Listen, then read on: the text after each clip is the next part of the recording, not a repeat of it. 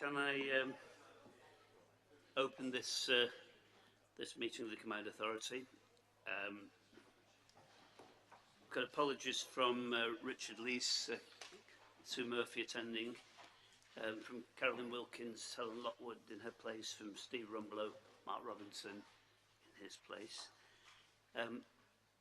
The one announcement I have got, there is an item of business that I intend to put on the agenda as urgent. It's the Local Growth Fund 3, the Transport Funding Settlement. Colleagues will recall that this was on the agenda last month, but was withdrawn for further clarification. The report which has been circulated has been amended, and I know is now in the shape that we want, but because we do want the schemes going ahead under the settlement to move forward as quickly as possible, the schemes obviously as outlined in front of you on the paper, then I think it's sensible to set this an item of urgent business. Obviously the individual items are as appears on the order paper, and so are you agreed to set this an item of urgent business? Yes, you are, thank you. And is the recommendations as outlined agreed? They're agreed, thank you very much for that. So we move on to declarations of interest. Can colleagues make the appropriate declaration? The item 4, the minutes of the CA meeting of February are before us. Are those agreed? Those are agreed, thank you.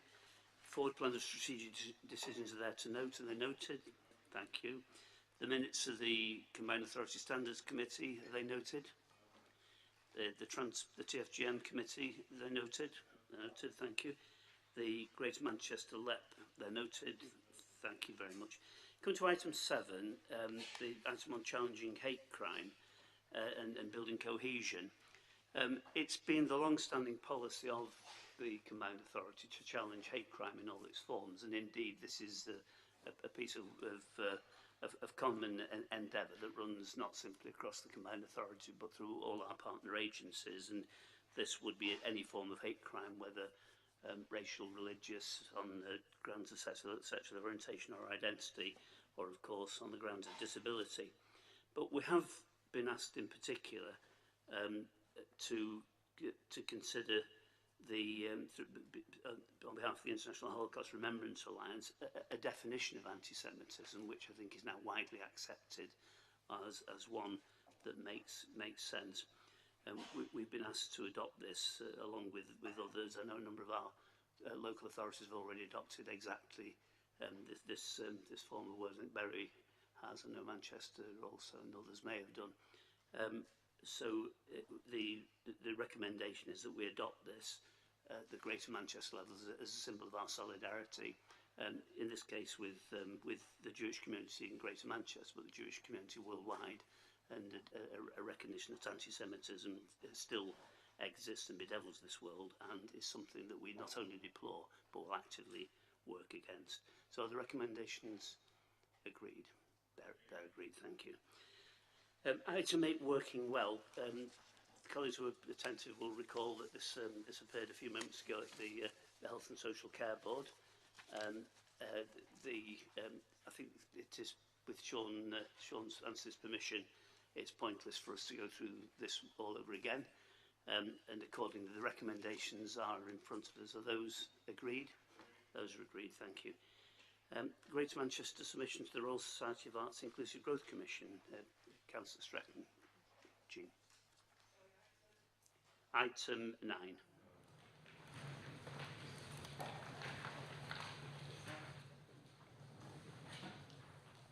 Okay, so this is the submission the GMCA made to the RSA Inclusive Growth Commission.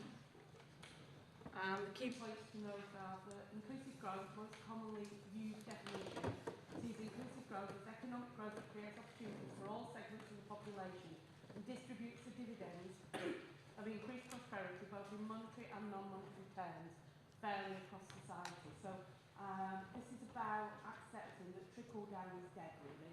You know, we're not saying that we should hold back the places that are already doing well. It's absolutely for the benefit of the whole of the congregation that we continue to do so. But what we are saying is that we need to find different ways of evaluating the impact on a place rather than just always solely concentrating on gross value added. Because if you continue to do that, you continue to only focus investment on places where you get your money back very quickly, then you'll always focus investment in the same places. So our current inclusive growth aspiration is set out in Stronger Together, that envisages that GM will be a city region where all people are valued and able to fully participate in and benefit from the city region's success. And obviously, clever people than me are still in the process of developing new formula that will factor in social value, but that's where we need to get to. So I can on the report. Thanks very much. Any observations on that? Thanks very much, Jean. And the recommendations are before us, and those agreed? Those agreed, thank you. Item 10, the Greater Manchester Continuity of Service Protocol. Colleagues will be aware that along with others in here, we meet regularly with the trade unions through the Workforce Engagement Board. There's been considerable work there to recognise that one of the things that will hold us back as a combined authority, hold us back across Greater Manchester, is if we don't develop flexibility within our workforce. But of course, like all things, this is a two-way process. If we are to see people transferring between the health economy and the local authorities, or across the different public bodies, then we do need both to encourage that form of flexibility to allow people that kind of movement in the interest of all our services, in the interest of exactly the different working arrangements that we're trying to create. But that does, of course, ask us then to recognise that people should not be expected to make career sacrifice in order to ensure that the work that we want done is performed in an effective and efficient way. Staff are critical for the delivery of the Greater Manchester ambitions, and what this draft protocol does is to recognise the need to both encourage and in turn to reflect what our obligations are to the workforce. And whilst this is a voluntary protocol, clearly in a sense of it today, there is a belief that the spirit of that will be taken on board across not simply our local authorities but across the partnership that Greater Manchester now is. So on that basis, are there any comments on the protocol? Kieran Quinn. Yeah, thanks, Chair. Just to obviously echo your comments, one of the elements that you established very early on was that formal dialogue with the trade union representatives, working with your team, and Andrew's obviously work around that as well as your support. And I just think this is a culmination of a long piece of work which shows a pragmatic approach from both the combined authority, our new health partners, and actually the trade union who represent obviously workers within the whole of that area. I know there's some people that believe that there is not a role for a facilitated trade union position. I think this type of protocol shows exactly the strength of having that relationship and that relationship going forward. Not only will this smooth the process of integration that we require, it will do it in a way, as you quite rightly point out, safeguard some of the workforce that we have who are making decisions that we ask them to make, but at the same time safeguarding their service and obviously their terms and conditions. So as you say, it is something that we will encourage people to take upon, but if we in the local authorities affirm this as the way that we will work, others will make sure that they follow that example as well. Thanks very much. Let me simply echo that. I should have made that point, but absolutely rightly, this is a piece of this is a joint piece of work, both from, if you like, the combined authority, the employer side, for want of a better way of putting it, and the workforce representatives of the trade unions, and exactly shows the benefits of having that form of active engagement. So the recommendations are before us. Those agreed? Those are agreed. Thank you. Item 11, Brexit monitor and the spring budget. I think I think Richard Lees made the point last month on the Brexit monitor that by the time it's written, it's already out of date. And actually, this month, well, in fact, this week, is probably as good an example as is possible to create, because we now have the triggering of Article 50. And we now move into, into whatever that means of the real world of a negotiating process. It's probably just worth recording, though, that what the Brexit monitor has consistently said over recent months is that whilst there are potential clouds on the economic horizon, that so far we've not seen any major definable impact from Brexit at this stage. The cynics would say, of course, that's because nothing has yet happened. But in practice, clearly we will continue to monitor the horizon as we move through the 2 years now to the triggering of Brexit proper.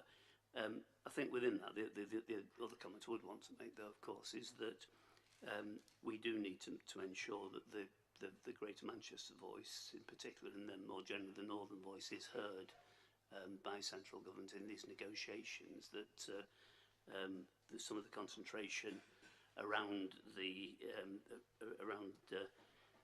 political developments so far have been very much targeted at Northern Ireland, at Scotland, at Wales, and obviously the strong voice from the City of London. Our economy doesn't resemble any of those, and we need to make sure that our voice is heard as those negotiations and the negotiation strategy develops. Clearly, we will have a different voice after May, and hopefully that will ensure that we are properly heard. Are there any comments on Brexit? Thanks. So the recommendations before us, that's agreed? That's agreed. So item 12, the Northern Powerhouse Partnership. I look to see who's to present. Howard. Yeah, I can introduce this, Chair. This is a report really for noting, and what it does is effectively summarise the key issues that were embodied in the report from the Northern Powerhouse Partnership that was published earlier this year. Many of the issues which you will see summarised in the report, which will be the subject of further work, I don't think will come as any major surprise to anybody. Reaffirmation around the requirement for education and skills, support around infrastructure and assets, as well as competitiveness.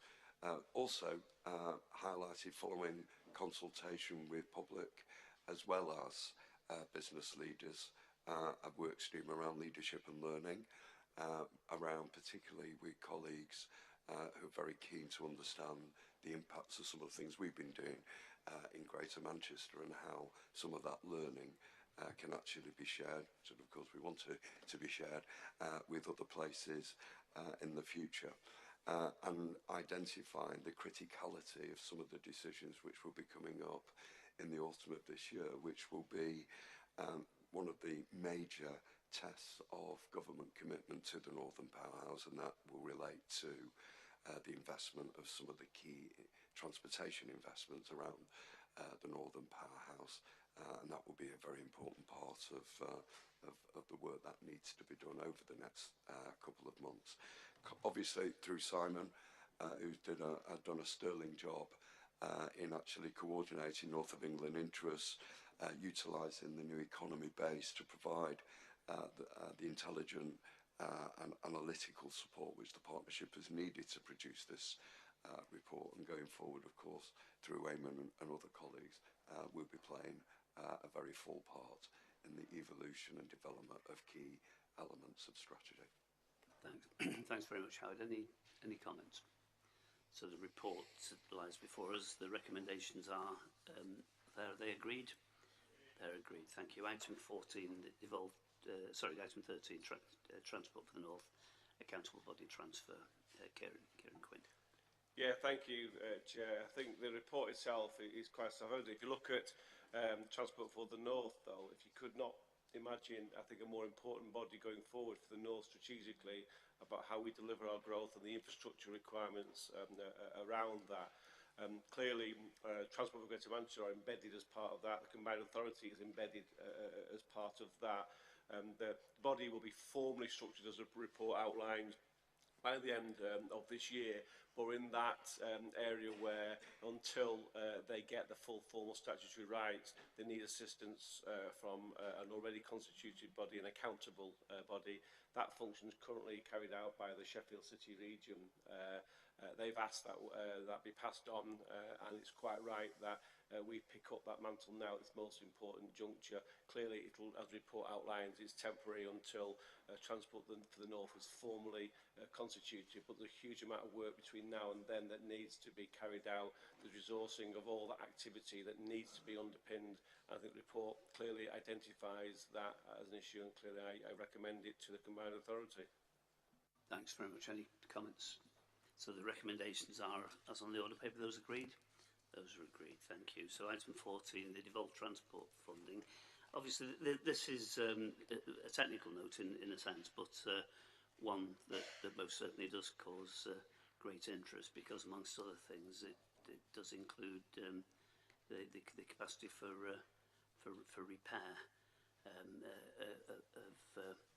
of our road system, and as such is of interest across our 10 local authorities. I should draw attention to the bidding process for the highways maintenance challenge. That actually concludes today, so we've had to operate quickly on that basis. The space of time that was allowed for a submission was probably more than a little tight, but a bid will go on behalf of Greater Manchester. But are there any comments on this report? The recommendations are as with you. Are those agreed? Those are agreed. Item 15, the local growth deal. This is a 6-monthly progress report.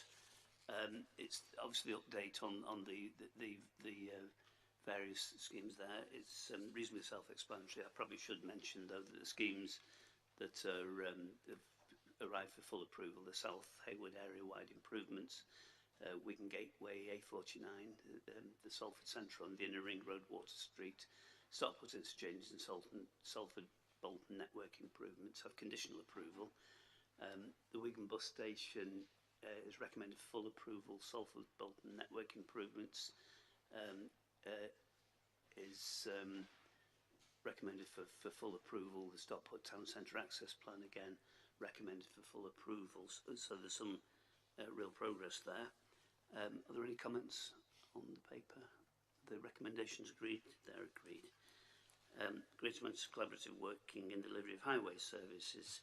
Again, this is the paper which sets out, as it says on the paper, the progress date in the collaborative working across Greater Manchester in the delivery of highway services, and looks forward to the next phase of collaboration to be delivered under a memorandum of understanding, which needs, I think, signing presumably as of now, if this is agreed. So any comments on this? So are you all agreeing to the recommendations and agreeing to sign up? That's agreed. Thank you very much. Item 17, the World Health Organization Breathe Clean campaign. We know that in Greater Manchester there were some 1,300 plus deaths in 2010. The most recent year for which there's data available. Things have probably got worse since then because of the contribution of the various pollutants which impact on air quality, and over 14,000 lost life years attributable to air pollution. Greater Manchester has made improvements over that time, but we still do continue to exceed the recommended levels of nitrogen dioxide. Road transport counts as the largest contributor to those, but as you will recall, we have now an active air quality action plan, which is being actively rolled out. That's about improving access to buses. It's improving our buses. It's about increases in the availability of safe cycling areas, safe cycling structures, the development and control of planning regulations, amongst other actions.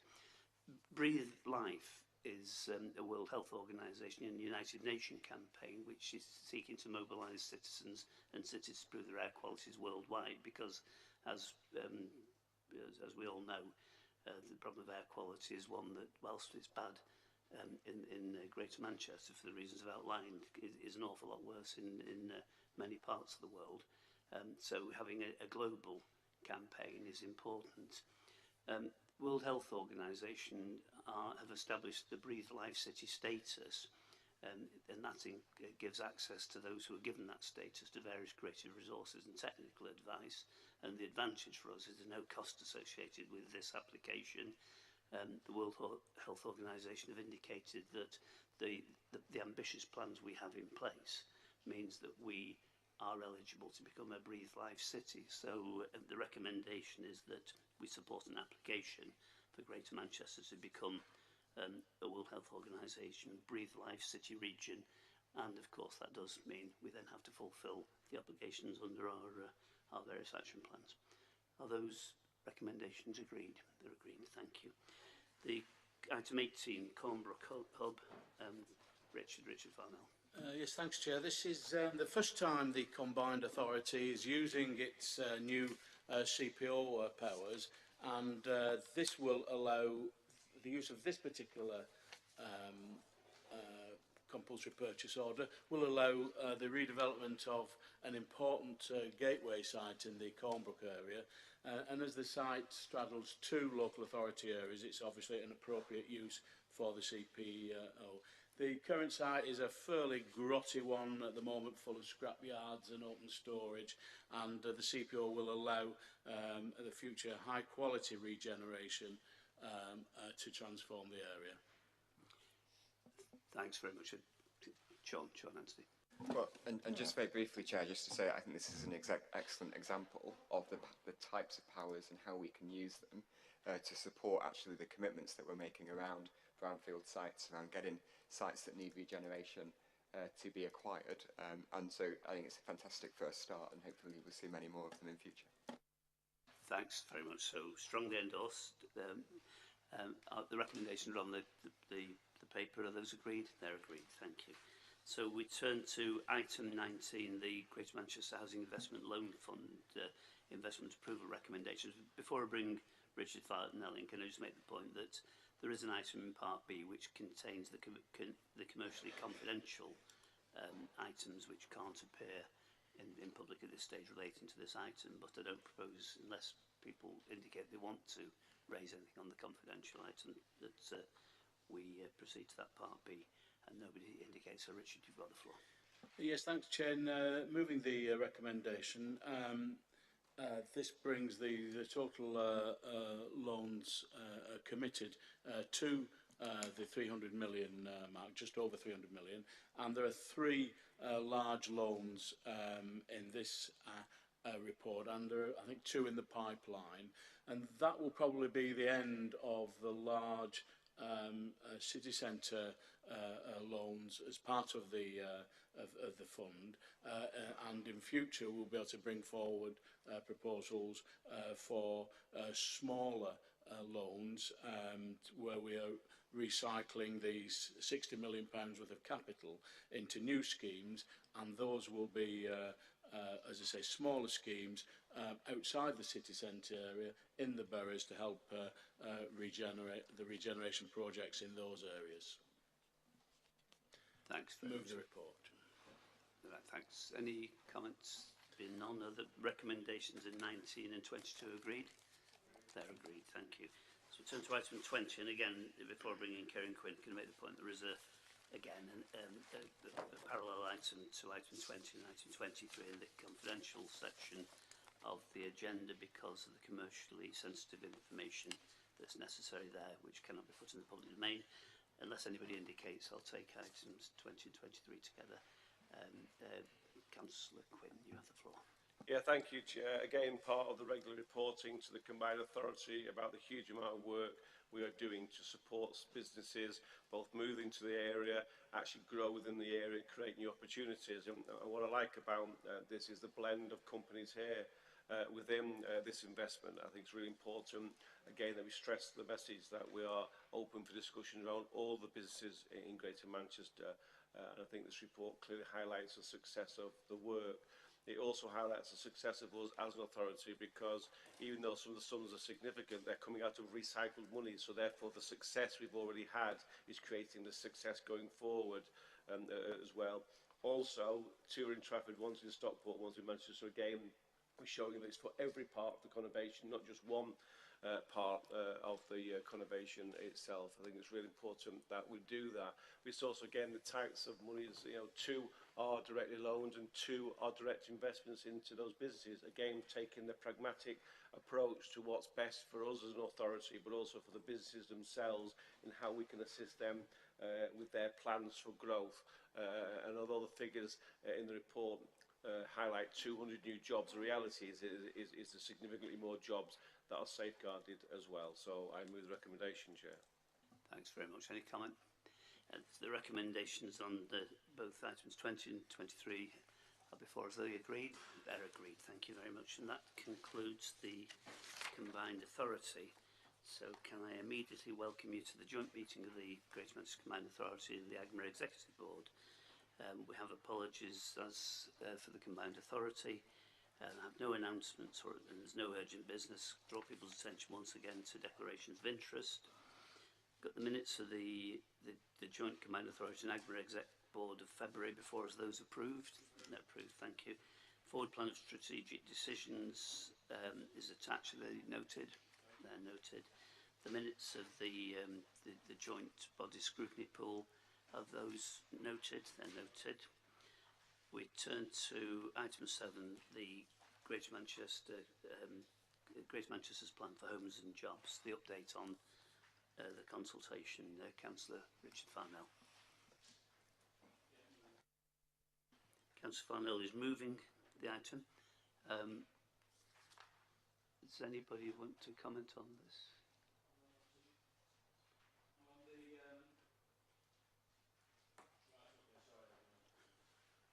Moving the report, Chair, case of onwards and upwards. The consultation on the Greater Manchester Spatial Framework has seen 25,000 responses made to the proposals, and by anyone's standards, that has to be seen as a success in engaging our residents. It has been the biggest and most far-reaching planning consultation ever undertaken in Greater Manchester. The overwhelming response of residents is that Greater Manchester needs a plan for the future growth of the conurbation. We need a plan for jobs and homes our growing population will need, and for future generations. The plan is essential to ensure Greater Manchester's economy continues to grow and prosper. Towns and cities never stand still. They either grow and thrive or stagnate and fail. Greater Manchester is already successful. It has seen 2 decades of sustained and steady growth. But if we are to sustain our position as a major economic powerhouse, not just in the north, but in the UK, Europe and the industrialised world, Greater Manchester is as important as that. We need to plan for economic growth. The GMSF is as important as that. The framework identifies the land we need to secure our future. Land for firms to expand and relocate, land for homes our growing population will need. And you can have all the aspirations and dreams what Greater Manchester should look like in the future, but you need the space and the land to achieve that. The consultation responses have not been whether Greater Manchester should stand still or grow, but what that growth should be. The consultation has been genuine and a detailed exercise engaging with all our residents about our future. The 25,000 responses are evidence of just that. Each response will be carefully and fully considered. That means we'll be extending the time we need to evaluate the responses by 6 weeks. It is better to take the time to ensure that all responses are properly considered rather than rushing it. We are taking on extra staff to undertake this detailed work. The responses, Chair, will help improve and shape the strategy. The plan will change as a result of the responses we have received. The plan will prioritise brownfield developments. The plan will ensure we get the right mix of new homes our population needs, including social housing, affordable homes and specialist accommodation our growing elderly population will need in the future. The plan will ensure we provide the land to allow our economy and businesses to grow and to ensure all parts of Greater Manchester share in our growing prosperity and contribute to its success. The next stage will be a revised plan called the Publication Plan, which will be issued in September. There will be a further period of consultation right across Greater Manchester for 3 months. The Publication Plan will be subject to approval by each of the 10 councils of Greater Manchester. However, we are still on track to submit the spatial framework to the Secretary of State by June next year, Chair. And just whilst on the report, a slight correction, paragraph 3.1, bullet 6, housing the powerhouse, that should read 16,000 dwellings and not 16,643 in the report. Thanks very much, Richard. I think Jean Stretton wants the floor. Can I first of all welcome Councillor Farnell's reassurances that that this is a genuine consultation. I think the fact that there have been so many responses to the consultation shows that there's been real engagement by the public in this. I think it's right that the consultation, the consideration of those responses, the time that's allowed for that should be extended, because that shows that we're genuinely listening and we are going to genuinely look at each and every one of those submissions that has been made.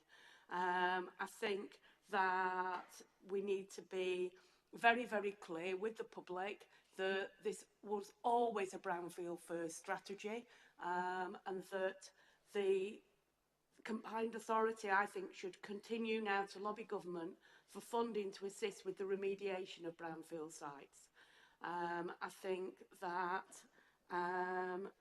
also we should be very clear that this is a 20-year plan and that it needs to be considered very, very carefully. It will protect the green belt if it's used properly, because if we don't have a plan in place, what will happen is that developers will be very easily able to make the case for any site they wish to be developed, and our planning authorities will be put in a very difficult position of perhaps not being able to resist decisions that are made at the planning inspectorate level.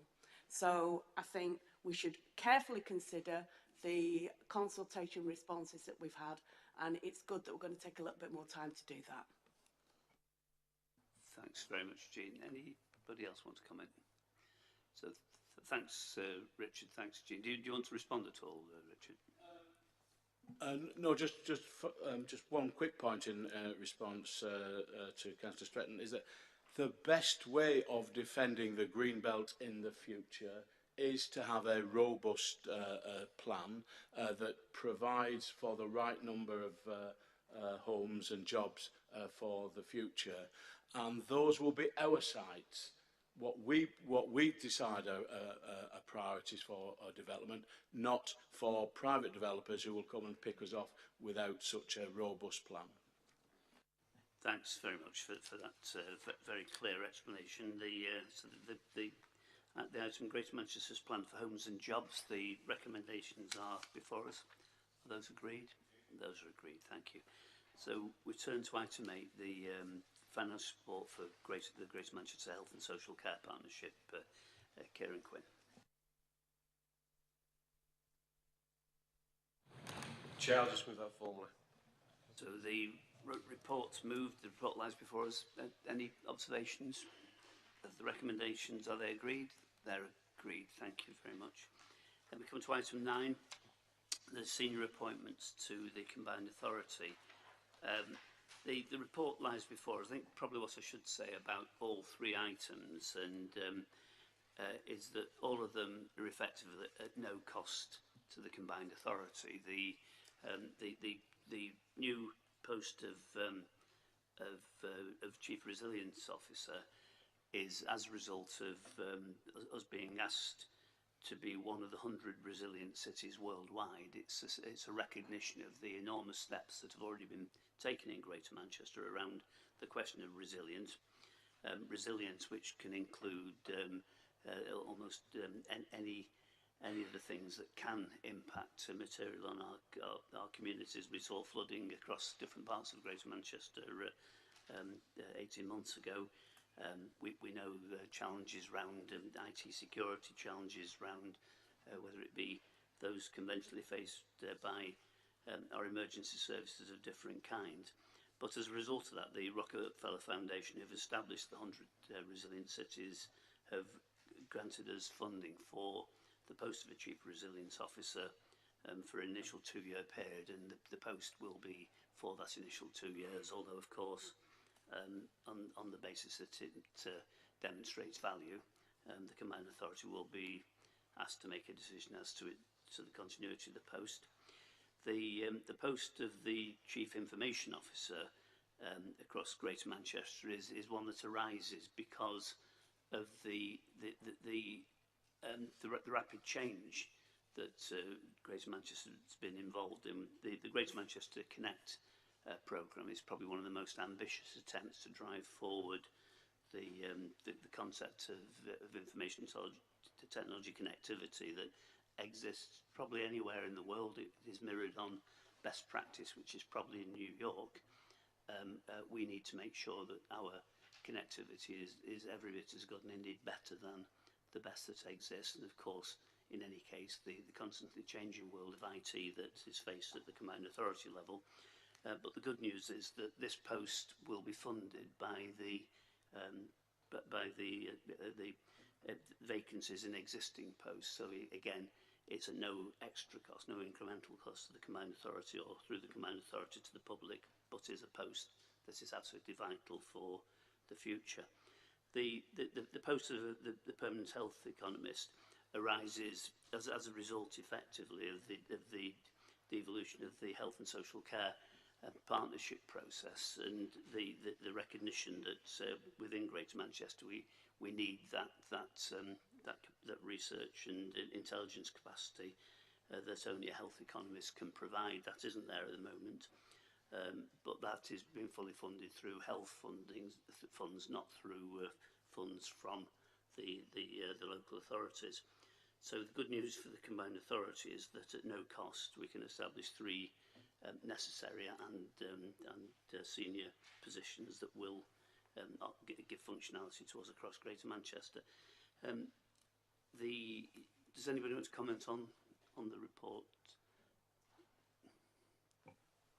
Just in relation to the Chief Resilience Officer post, I think it's vital that as a Combined Authority we move forward with that. I think resilience, as you've outlined, covers a whole number of areas, and it's important that the golden thread of making Greater Manchester a more resilient place runs through every policy area, not just flood defences or terrorism or cyber crime, but that's linked to employment, our economic resilience, probably in the face of Brexit and so on and so forth. So I think this is a really important post. I'm delighted that obviously it's fully funded for 2 years due to our membership of the elite network of Rockefeller's 100 resilient cities, and I'm sure there's a huge amount we can learn from global partners in making GM a more resilient place. Thanks very much, Rishi. Any other comments? There have been on the recommendations are on the paper. Those agreed? Those are agreed. And we have just, I think, one last item of business. And again, Howard, I'm going to embarrass you. I think Howard and I first knew each other more years ago than he cares to remember. I think in those days you didn't wear a scarf, Howard, but you did wear rather flash suits. As a relatively junior member of the City Council, delegated to lobby and work with Greater Manchester Members of Parliament on issues around the then Airports Bill. And I must say, even at that stage, it was obvious that I taught him all he knew. No, sorry, that he gave the necessary advice for us to play a constructive role on that bill. I think I can go through Howard's many different achievements, but I think probably it's worth just recalling a few of the things that are of import to Greater Manchester. Howard was instrumental in establishing the Manchester Airport Group as the as a PLC, but in actual fact, what lies within that is the fact that Manchester Airport now is not a regional airport. It is one of the international airports that's absolutely fundamental to the economic and social well-being of not simply Manchester but the whole of the north of England. Howard was the clerk to the wonderful title. I think you really should still have been town clerk to the combined authority. Howard was clerk to the Greater Manchester Integrated Transport Authority as was. As a result of that, we saw the first Metrolink, ironically, going from Howard's home into Manchester. That may be a coincidence.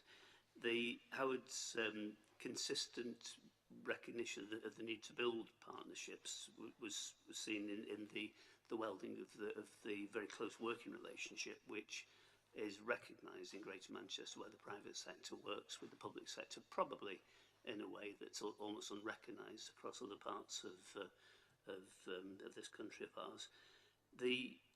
Howard again was instrumental in establishing the Manchester Independent Economic Review back in 2009, and this, whilst at one level a document which I suppose lies now on many a shelf gathering dust, was important for a number of reasons. It's probably the first time people really did seek an evidence-based structure for establishing the strategy for a conurbation like Greater Manchester, and that process led to the Greater Manchester strategy and the establishment of the combined authority and later on the LEP and of course of the city deal.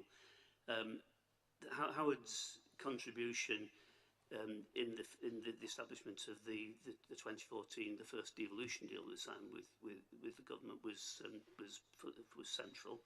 The devolution deals that followed in the establishment of the mayoral combined authority, where we are now, where we're going, has been fundamental. And that working partnership in that sense with central government has been important. We can have our political differences with central government, and some of us do more than others, I suppose. Probably Sean's the one who has the biggest difficulty with central government. But there's no doubt that close, not simply working relationship, but a trust based not on simply fondness and affection, but a trust based on a recognition of competence and competence around the capacity to deliver around combined, around shared ambitions is a real one. I actually, I suppose, would conclude almost with the health and social care devolution MOU. Peter referred to that earlier, and I won't dwell at length, although I was thinking when Peter made his remarks some moments ago that Howard has probably worked something like 6,000, I think we say, person hours nowadays, between the devolution deal being signed and where we are today on that role. So Howard, I'm not quite clear what you'd be doing with the time that you've now got at your disposal, but I'm sure you'll find some use for it. But I do want to conclude by telling an anecdote.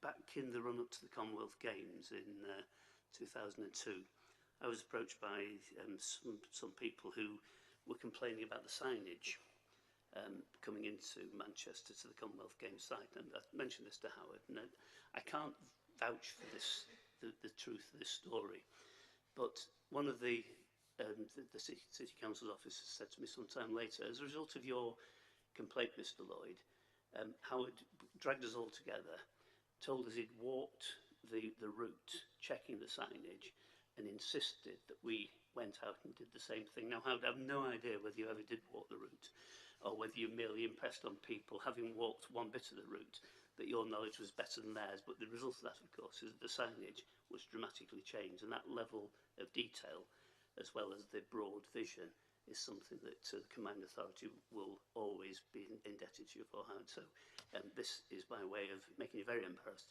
but is an enormous thank you for all the work you've done.